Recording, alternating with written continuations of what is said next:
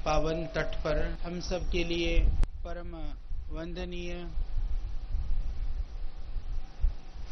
श्रद्धेय और आदर सम्मान के योग्य पूज्य माता जी, आज का दिन आप सबके लिए भी और मैं अपने लिए स्वयं के लिए भी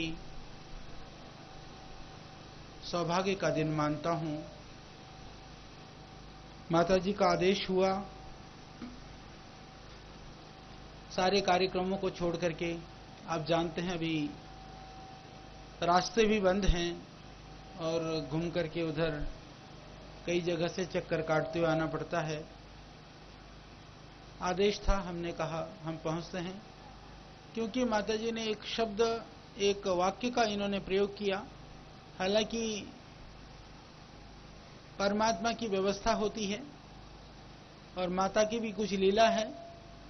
2 साल में माता जाकर के भी नहीं जाती हैं और इसलिए अब जाकर के भी नहीं जाने वाली है। तो मेरे को कहने लगी कि मैं आपको फोन कर रही हूं, एक मां के नाते फोन कर रही हूं, दोबारा मैं यहां पर बुलाऊं या नहीं बुलाऊं, मैं रहूं या न रहूं, ये आपको अंतिम मेरा आदेश समझ करके आना है। तो आदेश समझ करके तो आया हूं, पर भगवान से प्रार्थना है कि यह अंतिम आदेश नहीं होगा, आदेश अभी भी देंगी। तो यह जो भव्य एक भावनाओं का, संवेदनाओं का यह मेला है, तो मैं तो इतना ही आपसे कहना चाहता हूं कि यह पूरा क्षेत्र हमारे लिए अनजाना नहीं है। इधर आने से मानो ऐसा लगता है जो हमारा हिमालय हमारा घर रहा, जहां से हमने इस योग और आयुर्वेद को भगवान की कृपा से, जहां से हमने इस पुष्प को, इस पौधे को, इस बीज का जो रोपण किया था, यह वह भूमि है जहां की शक्ति से, जहां की ऊर्जा से आज पूरी दुनिया ऊर्जावान हो रही है। आज पूरी दुनिया में योग और आयुर्वेद की जो शक्ति मिल रही है, तो वह इस हिमालय भूमि की देन है। इस पवित्र आत्मा हिमालय देवात्मा ने यहां से, क्योंकि आप ये मानिए आप स्वयं हिमालय पुत्र और पुत्रियां हैं, क्योंकि यहां पर हजारों हजारों ऋषियों ने हजारों वर्ष तक तप किया है। यदि थोड़ी सी भी साधना करने की किसी की उत्कंठा होती है, यदि वो थोड़ी अपने आंखों को बंद करके बैठ जाता है, तो अपने मन को, अपनी आत्मा को परमात्मा से जोड़ने में जितनी सुगमता और जितना कम क्षण यहाँ पर लगता है, वह दुनिया में, संसार में, मैदान में जाकर के वो हजारों बार, हर हजारों, मैं कहूं कि वर्षों प्रयास करने पर भी नहीं होता है। इसीलिए हम लोगों ने जो भी पाया है इस मां गंगा के तट पर, पवित्र गंगोत्री धाम के गुफाओं में रह करके, आश्रमों में रह करके, इस योग विधा को एक स्वरूप देने का जो कार्य, जो एक व्यवस्था बनी, वह इस हिमालय की, इस पवित्र भूमि की देन है। प्रायः हम पहले प्रतिवर्ष आते थे, शायद अब तो 4-5 साल हो गए, एक बार भी इधर आने को नहीं हुआ। मुझे लगा कि मां का आदेश है और हमको भी बहुत समय हो गया, एक बार इस भूमि का, इस पवित्र भूमि में रहने वाले आप सभी दिव्यात्माओं का दर्शन करके हम आए। हम तो इसीलिए आज यहाँ पर आए हैं। सेवा की कार्य की जहां तक बात है, हमारी बहुत उत्कंठा रहती है आप सबके लिए। यहाँ आप लोग तो फिर भी उत्तरकाशी के आसपास में हैं, आप जानते हैं कि इधर जो सुदूर क्षेत्र हैं, जो बहुत पिछड़े हुए आगे तक जो गांव हैं, वहां संसाधनों की कमी है। ये मैं जरूर कहना चाहता हूं कि जो हमारे मन में भावना थी, कि जो संकल्प था कि हम इतना काम करके दिखाएंगे, मैं ये बिल्कुल इस बात को स्वीकार करने में मुझे कतई भी संकोच नहीं है कि हम बहुत बहुत थोड़ा कर पाए हैं। अभी बहुत कुछ करना बाकी है और इस बाकी का कारण मैं किसी को कोई दोष तो नहीं दूंगा, पर शायद परमात्मा की व्यवस्था में वह समय आने में कुछ समय बाकी होगा जिससे यह काम अवरुद्ध है। अभी यहाँ पर मैंने जड़ी बूटी के लिए बहुत सारी योजनाओं को सोचा, वो कई चीजें सोची हमने। वहाँ धराली में ले जा करके हमने प्रसंस्करण के लिए काम भी शुरू कर दिया। माता एक दिन कहने लगी, ये नाला दिखता है, ये नाला आएगा। मैंने कहा माता अभी तक तो आया नहीं। माता ने बोल दिया आएगा, वो आ गया। बना हुआ भवन भी चला गया, तो वो काम भी रुक गया। मैंने माता जी के लिए यहाँ के लिए जरूर कहा था, मैंने कहा बड़ा सा भवन मत बना लेना, क्योंकि यहाँ पर मैं आपकी जानकारी के लिए बता दूं, हमने यहाँ आकर के मैं माता जी को जानता हूँ। पहली बार मैं मिला था 94 में, माता जी से तपोवन में मिला था। उसके बाद में बहुत संपर्क संवाद तो नहीं रहा, परंतु उस समय पर मैं आज भी इस बात को कहना चाहता हूँ कि 2-3 बातें ऐसी थी जो मैंने वहां पर माँ को देखा उस स्थिति में, और इनकी 2-3 बातें मुझे बहुत मेरी हृदय को छू गईं। हमने इतना ही पूछा था, बिल्कुल जो आप जानते हैं वहां बर्फ ही बर्फ है, जिस तरह के इनके वस्त्र और जिस तरह से बेचारी अपने आप को बांध करके लग करके जो भी आता था उसको एक भगवान का स्वरूप मान करके मैंने पूछा कि आप किस तरह से सेवा करते हो। तो उन्होंने एक बात कही थी, सर्दी में तो बोले यहाँ कोई नहीं आता है, वो भगवान कृष्ण की छोटी सी जो छोटा सा फोटो मूर्ति कहिए, वो एक किनारे पर एक कोने पर रखा हुआ था कि बोले सर्दी में तो ये मेरा भगवान रहता है, गर्मी में ये दिन भर ये आने वाले मेरे भगवान की तरह से रहते हैं। और उस भगवान के रूप को ये माँ ने कहा था, लगभग 94 की बात है। और मैं एक बात और जोड़ना चाहूंगा, करीबन 2004 में बन गया था माता ये आश्रम, 2003 या 4 की बात है, 2003 की बात होगी। मैं उस बात को 94 की बात को 2003 के साथ इसलिए जोड़ना चाहता हूँ। मैं यहाँ माँ के पास, सर्दी का मौसम था, मैं कुछ साधना के लिए आया था और हम दोनों ही यहाँ थे, बाकी कोई था नहीं। माता खाना बनाती थी, मैं खाना खाता था और हम लोग दोनों बैठे रहते थे। ये बिल्डिंग नहीं, छोटी सी कुटिया थी, तो वहां पर बैठे हुए थे। तो सुबह सुबह एक दिन क्या हुआ कि वो मेरे को नाश्ता बनाने के लिए, आप देख रहे हैं कि वो कई पत्ते यहाँ पर उगे रहते हैं, कभी किसी पत्ते की पकौड़ी, कभी किसी चीज की कुछ बना करके, क्योंकि ये माता की खूबी है। और उस समय पर मैं सुबह बैठा हुआ था, मेरे को थाली ला करके नाश्ते की देने लगी। मैंने खाना शुरू किया, मैं खा भी चुका था, 1-2 ग्रास मैं ले चुका था। थाली उठा ली मेरे से, मैंने कहा माता क्या हो गया? बोले एक ऐसा कृष्ण आ गया, मैं दूसरे को भूल गई। माता दरअसल भोग लगाने भूल गई थी, मेरी थाली उठा करके ले गई, भोग लगा करके लाई। तो मैंने उसको इस भाव से देखा कि जो माँ हर व्यक्ति के अंदर भी उस परमात्मा के रूप को देख करके, वो कहती नहीं, हम कहते कि हर नर नारायण है, बहुत अच्छा लगता है भाषण, हम लोग बोलते भी हैं, देते भी हैं, बहुत सारे लोग कथा करने वाले अच्छे कथा सुनाते हैं, पर उस भाव में जीने वाला मैंने एक उस रूप को, मैंने उस इतने वर्षों के बाद में उस चीज को महसूस किया।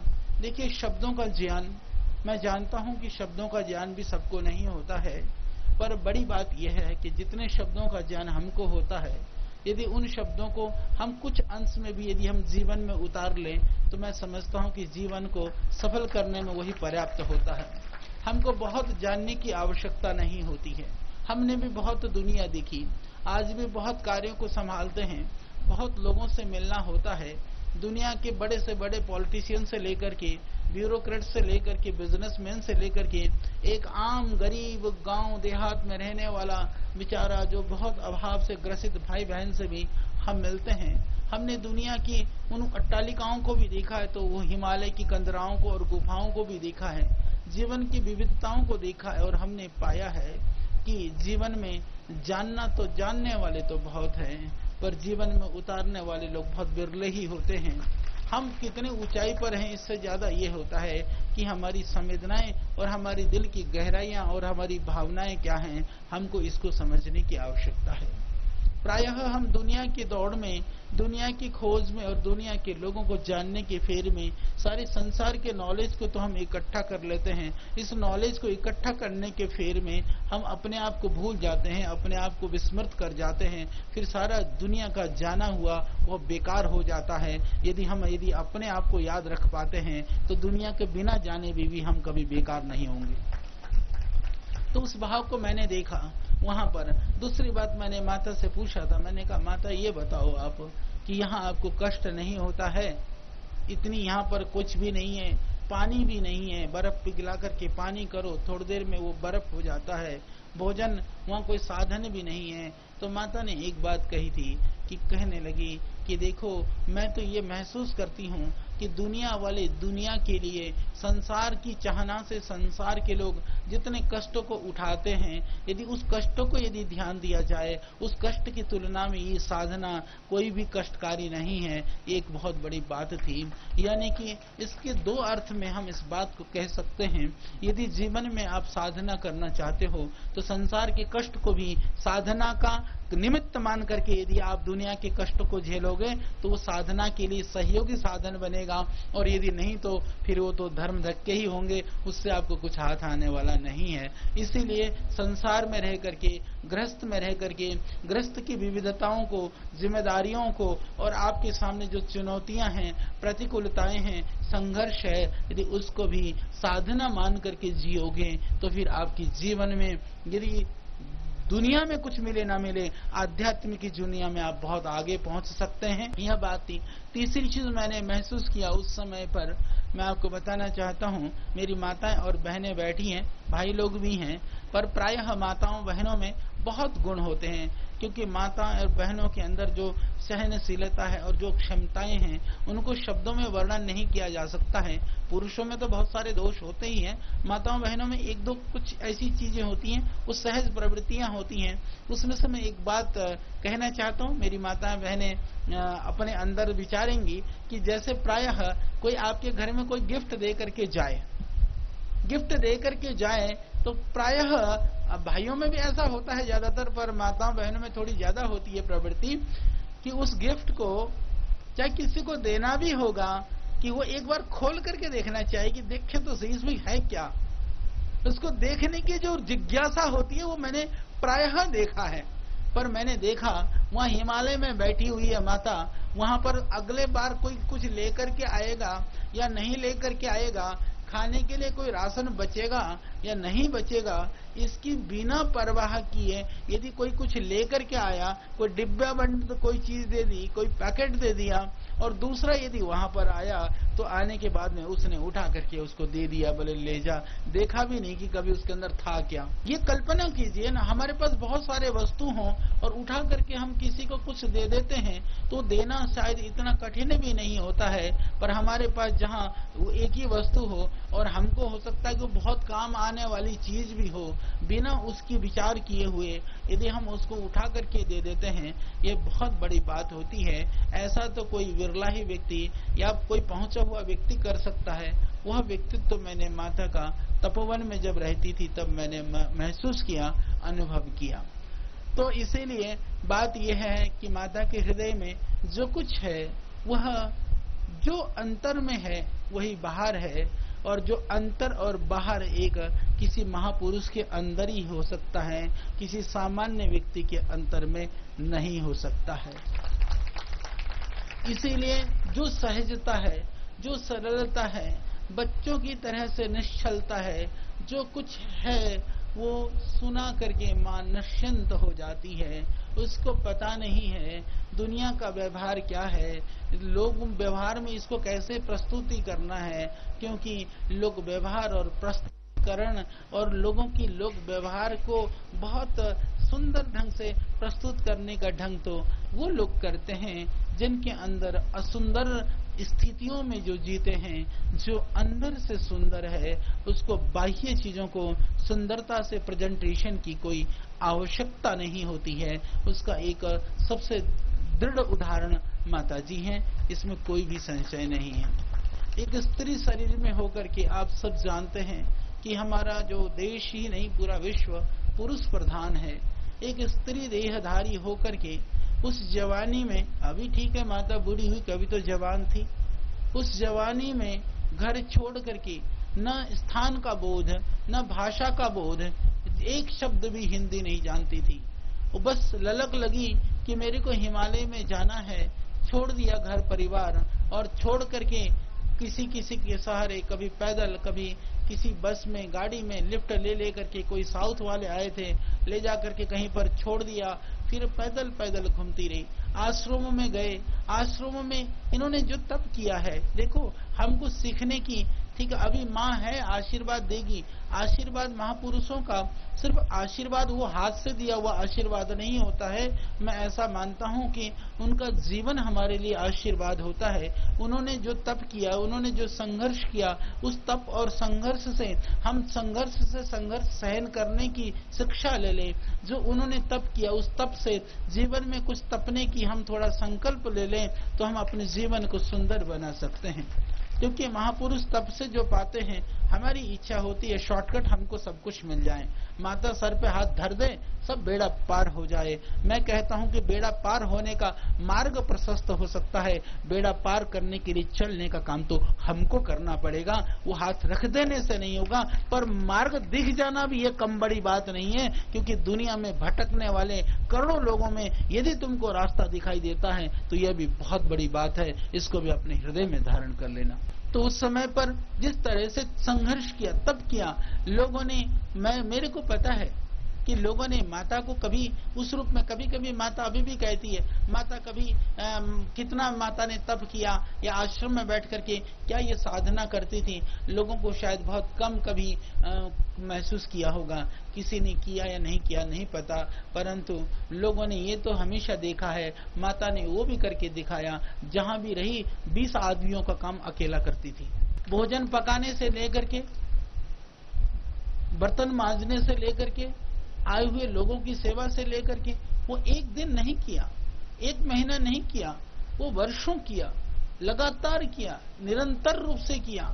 और जहां भी लगी कभी पीछे हटी नहीं, चाहे कुछ भी करना पड़े। मुझे तो उसके बाद में भी जब वहां पर धराली में रहने लगी, तबीयत खराब होने लगी, आप सबको पता है कि जो संत महात्मा लोग पैदल यहाँ से ऊपर जाते थे, उनकी सेवा में अहरनिश अपने आप लगी रहती थी, अपने आप खाना बना करके खिलाती थी, अपने आप बर्तन मांजती थी। मैंने कहा माता अब शरीर साथ नहीं देता है तो क्यों इतना परेशान होती हो। मैंने कुछ पैसे दिए, मैंने कहा 1-2 आदमी खाना पकाने वाले रख लो, बर्तन मांजने वाले रख लो, कोई भगत जगत सेठ की जरूरत नहीं है। इस लाला लोग बैठे हैं, बहुत पैसे हैं लोगों के पास, मैंने कहा इनकी भी जरूरत नहीं है, मैं दे दूंगा पैसा। मैंने कुछ दे करके भिजवाया, हरिदास जी को कहा, हरिदास जी गए। पर माता ऐसी थी कि शरीर में यदि थोड़ा भी चलने का सामर्थ्य है तो कर्म को वो सबसे आगे रखती है। ऐसा भक्ति और कर्म का संयोग बहुत विरला ही कहीं दिखाई देता है। अपनी साधना में, अपनी भक्ति में कर्म का पूठ लगा करके एक स्वरूप को माता ने एक नया रूप दिया है। ये जागृत रूप में मैं ऐसा मानता हूँ। भक्ति और कर्म का साक्षात एक मिलन है माता सुभद्रा, और यही शिक्षा आप और हम सबको लेनी चाहिए, लेकर के हमको अपने जीवन उन्नत करनी चाहिए। और आप लोग सौभाग्यशाली हैं क्योंकि यह समय, यह इतिहास बन रहा है। हर क्षण विविध तरह के इतिहास इस दुनिया में बनते रहते हैं, अभी भी इतिहास बन रहा है। श्रद्धेय स्वामी जी महाराज जब वो गंगोत्री में थे, जब हम लोग भिक्षा करके खाते थे, लोगों को किसको पता था कि वह स्वामी रामदेव एक दिन दुनिया का लाडला बनेगा, इस दुनिया को भारतीय संस्कृति से रूबरू कराने के लिए सारी दुनिया का जो है ना सर नीचे और टांग ऊपर कराएगा। ये कभी किसी ने सोचा नहीं था। आज पूरी दुनिया कर रही है और करने वालों को महान माना जा रहा है, और न करने वालों को कहते हैं तू योगा नहीं करता। अरे ये किसने करवाया, ये कहां किसने पहुंचाया? एक ऋषि ने, एक योगी ने अपने आप को तपाया। स्वामी जी भिक्षा की रोटी न खाते और नीचे आपका सूर्य कुंड जो है वहां से ऊपर जाकर के, जहां पानी के लिए भी 1-1 किलोमीटर जाना पड़ता था, वहां रह करके वो व्यक्ति तपता नहीं तो आज उस रूप में दुनिया को दिखाई देता? कभी ना। तो तप से व्यक्ति कुंदन बनता है। जब तप कर रहा होता है तो कोई कोई विरले लोग होते हैं। गंगोत्री वाले भी मेरे पंडित जी मिले, 2-4 लोग मिले कि जिनको उस समय पर भी लोग साथ में मिलते हैं, टकरा जाते हैं। ऐसे मैं माता जी के लिए आप सबको कहना चाहता हूं, आज माता सामने है तो ये हार्ड मांस की पुतला नहीं है, अब तो सूख गई बेचारी, ढांचा भी 30 किलो रह रहा है, क्योंकि 32 किलो के लगभग होगा वजन भी। ये अलग बात है कि माता के बाल अभी तक भी काले ही हैं, साइड में थोड़े से धौले हुए हैं। तो मैं तो जो भी आता कहता हूँ, माता जी हमारी पतंजलि केश कांति लगाती इसलिए बाल काले हैं। तो हमारी माँ जो है लगाती कुछ भी नहीं है, इनका तप है, तप इनका पुरुषार्थ है, पर साधना है, इसकी वजह से ये आज भी शरीर में है। मैं आपको बता दूं, डॉक्टर ने मेरे को रात को फोन किया, डॉक्टर साहा रामकृष्ण मिशन के कुलदीप जी की माता भी इधर बैठी हुई है, तो उन्हें बहुत सेवा की है, लोगों ने बहुत सेवा करते हैं, निष्प्रिय भाव से सेवा करते हैं। हमारा सौभाग्य रहती हमारे पास है, पहले रहना नहीं चाहती थी, मैंने कहा रह लो यहाँ, कोई आपको परेशान नहीं करेगा, अब कंफर्ट है, अब अच्छा लगता है। अच्छा लगता है ना माता? हाँ, मेरे को लगता है कि परेशान तो नहीं है, हालांकि मैं मिल नहीं पाता हूँ, परंतु कभी कभी ऐसी भावुकता की बातें कर जाती हैं कि बड़ा मन द्रवित होता है और लगता है कि इस माँ के हृदय में बहुत संवेदना है, बहुत ममता है, बहुत करुणा है, बहुत प्यार है। उसको कई बार मैं महसूस करता हूँ, मेरे से कभी बोले ना बोले, मैंने कई बार उसको महसूस किया है। माता हर पल देखती है मैं कब आया, क्योंकि जहाँ कमरे में माता रहती है उसके बराबर के घर में मैं रहता हूँ। तो जब सुबह मैं निकल करके जाता हूँ, मेरे को पता नहीं होता है माँ क्या कर रही है, पर इस माँ को पता होता है कि मैं क्या कर रहा हूँ।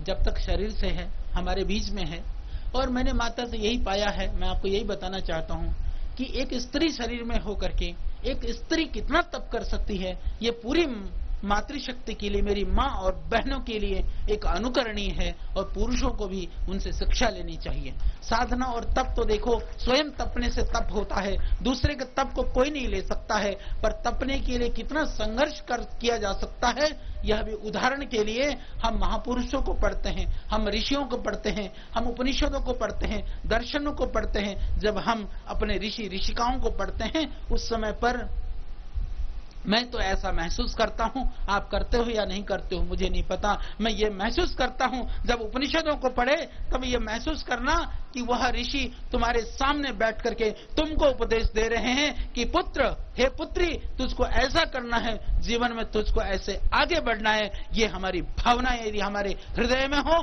तो हमारा कल्याण होने से हमें कोई नहीं रोक सकता। और साक्षात कोई तपस्वी, तप करी हुई कोई ऐसी शक्ति विभूतियां हमारे सामने होती हैं तो हमको वहां से शिक्षा लेनी चाहिए। कुछ भी अंश यदि आप अपने में उतार पाए तो मैं समझता हूं कि न केवल आप अपने जीवन का अपितु आप पूरे मानवता का कल्याण करने में सामर्थ्यवान बन सकते हैं। इसीलिए उस ऊर्जा को, उस शक्ति को, उस दृढ़ता को अपने अंदर आप उतारने का प्रयास करिए। मेरी यही आपसे प्रार्थना है, यही गुजारिश है। यह इतिहास बन रहा है, मुझे नहीं लगता है कि आज तक कोई तपोवन में 9 वर्ष तक रहा है लगातार। अब तो राष्ट्रीय नेशनल पार्क बन गया, अब तो कोई चाह करके भी नहीं रह सकता, वो किसकी बस की बात भी नहीं है। तो ये माता इकलौती थी तपोवन में 12 साल तक लगभग रहने वाली, और आगे भी इकलौती रहने वाली है। तो ऐसा इतिहास, लोग एक बार एवरेस्ट में चढ़ जाते हैं, दुनिया जहां में फोटो छपते हैं, दुनिया के लोग कहते हैं ये वो है, ये एवरेस्ट विजेता है। क्षमा करिएगा, उन्होंने एक तरह का पुरुषार्थ तो किया, पर उनका संपूर्ण जीवन तो हमको शिक्षा नहीं देता। उनके संपूर्ण कर्मों से तो हम शिक्षा नहीं ले पाते। वो क्या करते हैं, कोई किस तरह का जीवन को जीता है, उसके लिए वो स्वतंत्र है। पर एक व्यक्ति ने वहां तप करके और लगातार रह करके उस रिकॉर्ड को बनाया, और वो अपने लिए नहीं, वो मानवता के लिए तपी। मैं एक बात और कहना चाहता हूं, मेरे पत्रकार भाई, तुम लोकल हो, तुम्हारे लिए ये माता सबसे बड़ी न्यूज है। तुम दुनिया में तुम्हारे को पहुंचाने का काम करना चाहिए। जब माता थी तपोवन में कितने लोग जाते थे, और माता जब वहां से आ गई कितने लोग रह गए, यह हिसाब करने की बात है।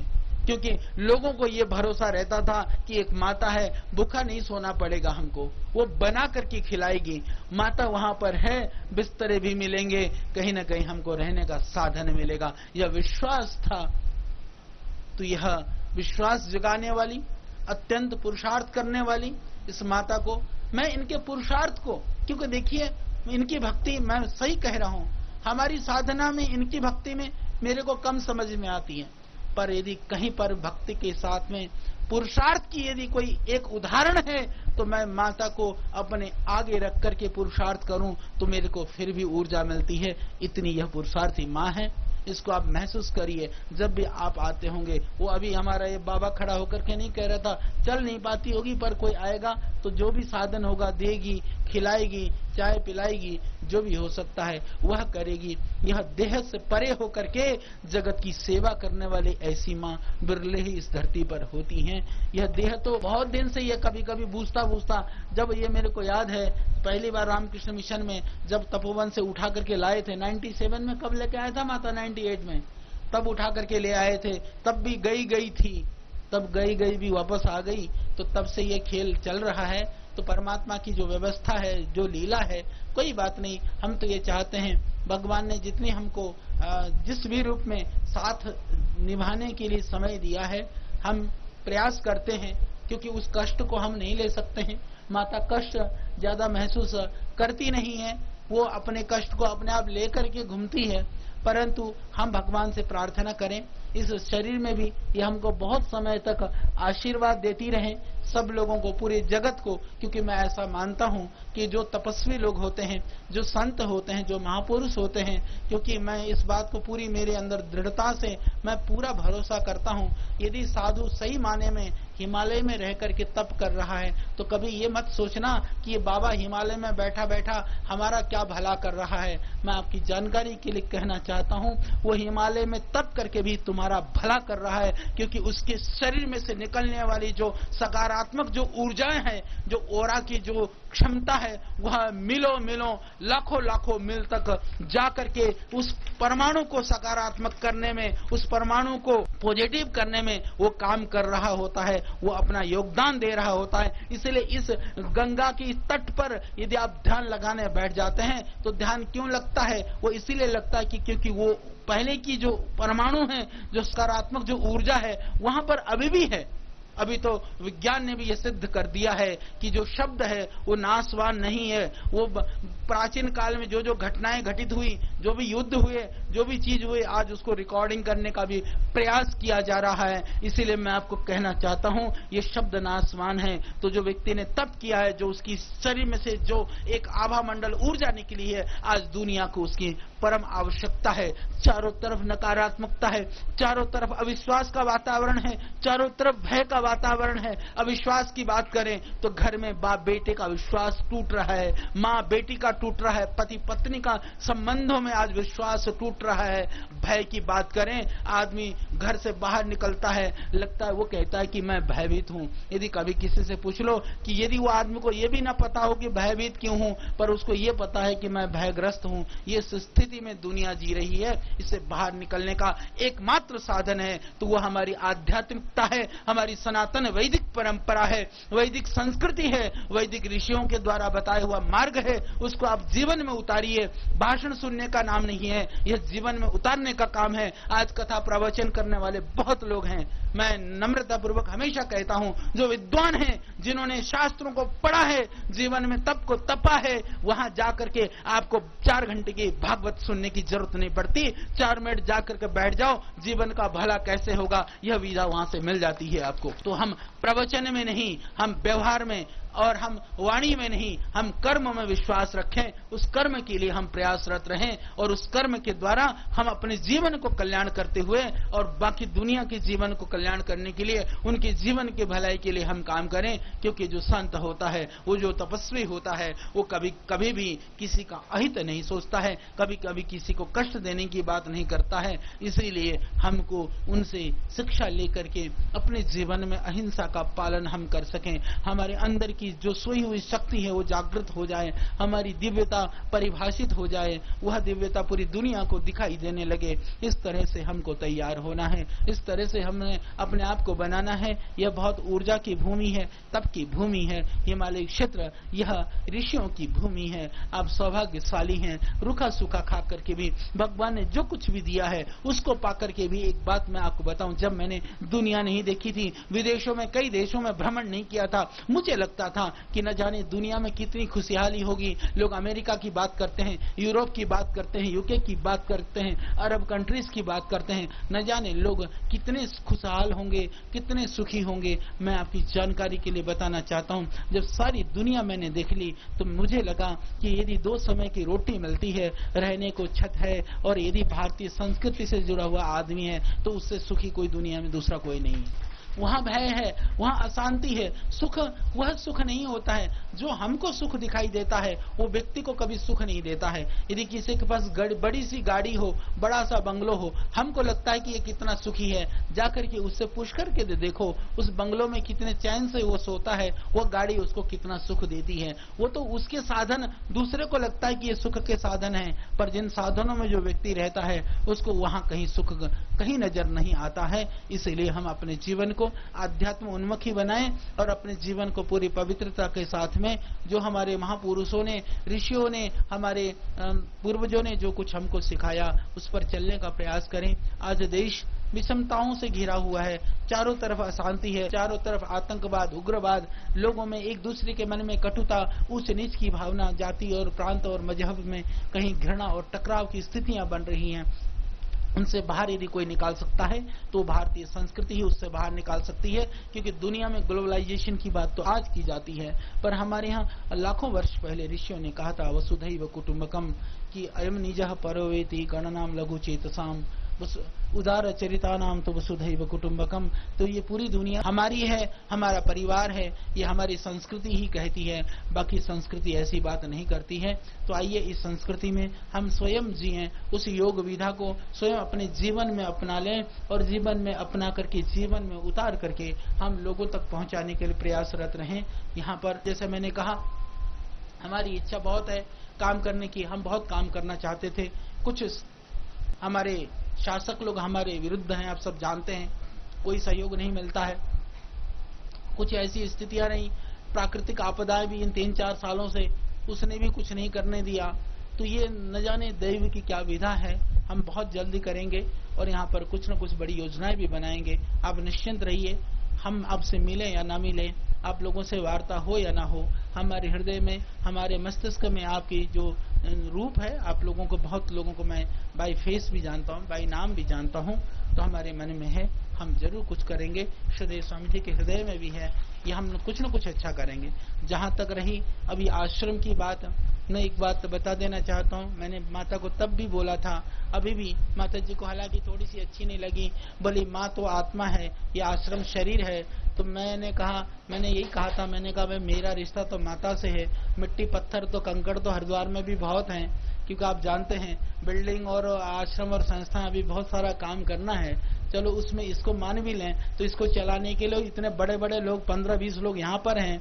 तो मैं आज बिल्कुल स्पष्ट रूप से कह दूं, कभी तुम्हारा झगड़ा हो जाए आपस में, कभी कुछ ऊंच नीच हो जाए, तो मैं ये प्रयास करूंगा न्यूट्रल ढंग से मैं जजमेंट दे दूं और माता जी की इच्छा अनुसार मैं वो आपको निर्देशित कर दूं। मेरी तो इतनी ड्यूटी है, वो महापोषक, तोषक, संरक्षक जो भी मानो, बाकी कुछ नहीं है। चला आप लोग अभी करते भी रहते हो, आप लोग सेवा, सब सेवा में क्या होता है ना, कभी कभी ज्यादा उत्साह में भी कभी कभी आपस में वो हो जाता है कि मैं बढ़िया काम करूं, बोले मैं भी करूं। अच्छा, 2 खराब काम करने वाले तो टकराते हैं, बढ़िया करने वाले भी टकरा जाते हैं, कि उसको लगता है कि मुझे ज्यादा करना है और उसको लगता है मुझे ज्यादा करना है।